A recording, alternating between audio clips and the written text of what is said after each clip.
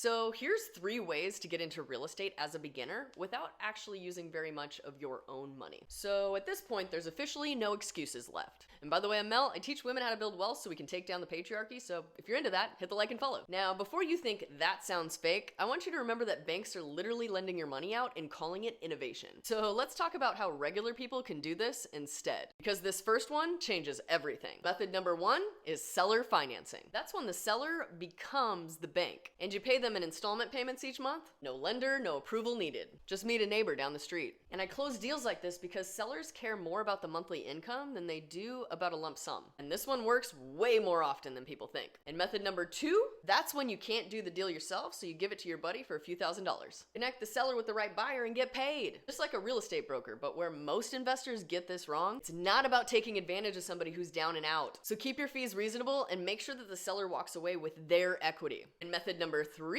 is called a lease with an option to buy. This is how you get your rent to go towards a future purchase. This is how you control the asset while working on getting your pre-approval or finding money another way. Control first, ownership second, that's the rule. And these aren't loopholes. These are just strategies that people with access have been using forever. So if you're done waiting for permission and you want to learn how to do this step by step, then swipe the bio and jump on a free strategy call with somebody from my team and we'll teach you the next best step. Swipe the bio and let's connect, because the system already has enough excuses. You don't need another one.